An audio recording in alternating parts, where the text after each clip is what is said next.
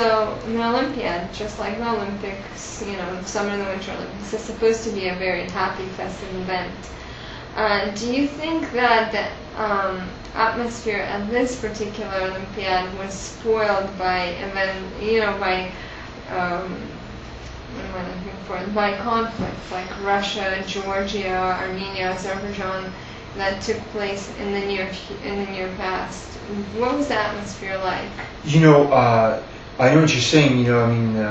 Azerbaijan and Armenia fought a war, that sort of thing, and of course, in those countries,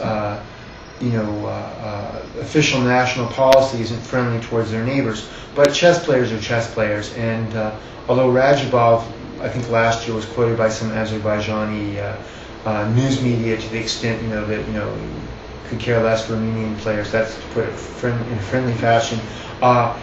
When they play the match, everything is completely normal, and when those players get together, everything's completely normal. So chess players are not policymakers. Right. As far as the spirit of the Olympiads, Dresden was definitely different than Turin. Now, I mentioned before that Turin, the accommodations were very modest, but one effect of that was that since everybody was staying in the same area, you saw the people very often. Whereas here in Dresden, with all the players staying at different hotels, and with the emphasis, they had to arrive at the games right on time, and also in Turin it was in the summer, so people were like maybe a little more likely to walk around and stuff. In Dresden, the weather was pretty nice at the beginning of the tournament, but by the end it was snowing and it was windy and it was freezing cold out. People didn't go outside unless they had a compelling reason to do so. So I would say that actually there was more teams sort of circulating, kind of talking to their friends and seeing each other in Turin. Here in Dresden, it was much more,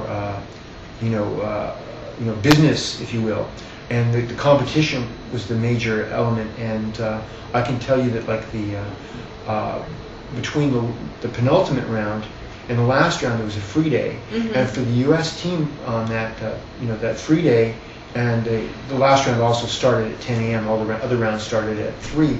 But in that space between when our win over Germany in round 10 and then the free day and the next early morning start with Ukraine, probably over half their waking hours, maybe 3/4 were spent preparing. It was, serious business. Of course, yeah. So, what did you think of the opponents? And as a whole, what did you think of Armenia? Did really well, an impressive performance. Russia did very poorly for a country rated so highly. And then the top 3 teams are rated way below, in the top 10 of course, but still, in the lower half of the top 10 teams in the world. How did that happen? What do you think of Armenia as the winner, Russia as not so much? Well, I think first off, this was the strongest Olympiad I've ever been at, without question. There were a lot of significant, strong players that were not present in Turin. Here, the only players I could see that were missing from like the world elite, the top 30, if you will, were Anand, who was the world champion, and he said he was just too tired after the match, which is understandable enough, although Kramnik did see fit to play for Russia. The other 2 players I saw that were missing were Ponomarev, and evidently he and the Ukrainian Chess Federation had some differences on how he should be compensated for his participation in the event. And the third was Alexiev from Russia, and he suffered from the fact that there were 5 guys in Russia that were higher rated than him, so he just had the misfortune. He wasn't on the team. Any other place in the world would have been happy to have him.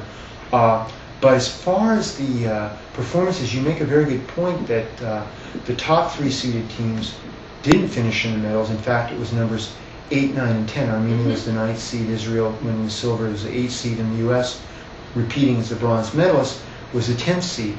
I think that, although those may have been the initial seeding numbers, I think everybody recognized the Armenians, they were defending champions, they played very well as a team, they always have, that they were definitely going to be right in the mix. And I think also that, well, maybe say Armenia, Ukraine, Russia, and China were like sort of maybe the short list of favorites, if you will. I think that you could safely say that there was another, maybe half dozen teams, maybe even a slight bit more than that definitely if things went their way, if they got a few breaks and were playing well, they could medal.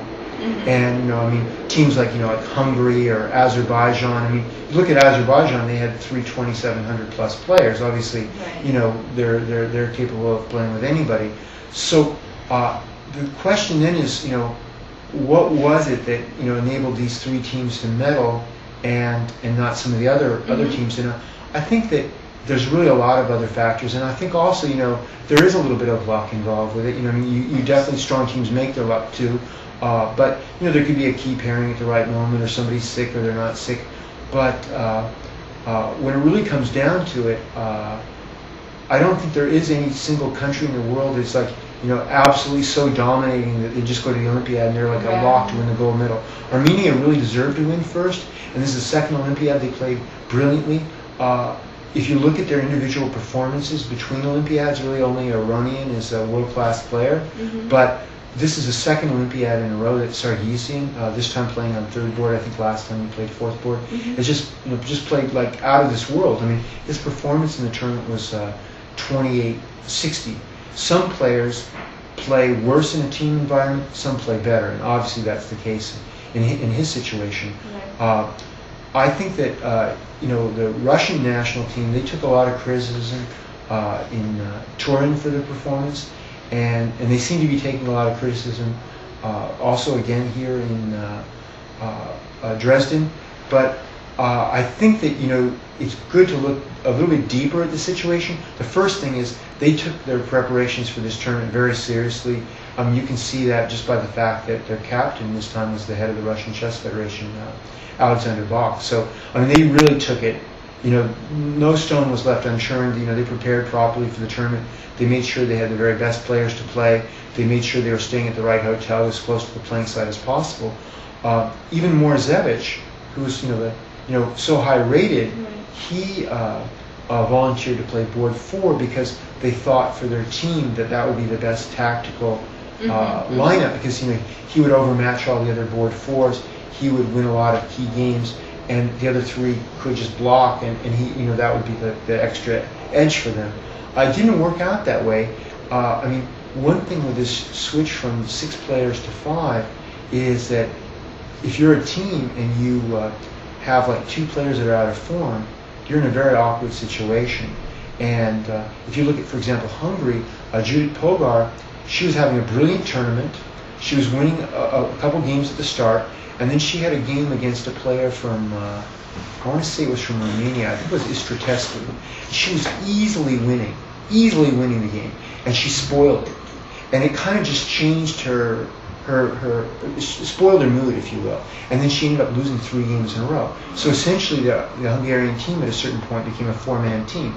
Well, you can imagine if one of them's not feeling completely well, he's still going to get pushed in the lineup.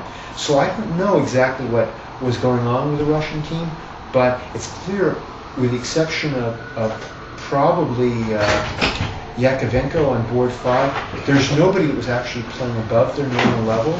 I would say that really that if you look at it, most of the players in their team were playing at their level or slightly below it, and the result was that their team was really kind of it was struggling a bit, but I don't think they were a group of just 5 individuals. I saw the reactions of some of their team members. For example, Spidler, when he lost to Gada in our match, how some of his other teammates consoled him. I do think that they were a little unlucky. They had a lot of favorable positions in the tournament that they failed to convert. That had they won those games, they could have maybe won the Olympiad. So. I mean, just even in a match against Armenia where they lost 2.5, 1.5, it's like after a couple hours it looked like they had 3 slightly better positions and one very dangerous position, which was ultimately won by Sargsyan. Turned out all the other 3 games ended in draws. So I haven't had a chance to study those games that closely. It was just sort of my impression, just seeing the games while they were going on. But it looked to me like they were maybe a little unlucky. But I mean, they were a team averaging 27-60. But I wouldn't compare that team to like the teams that played in the Olympiads, like in the 80s, teams where there was, Kasparov and Karpov playing on the same team, where Ivanchuk and Gelfand were playing like as the two reserve players. That sort of team, there is no such team anymore since the breakup of the former Soviet Union. Yeah.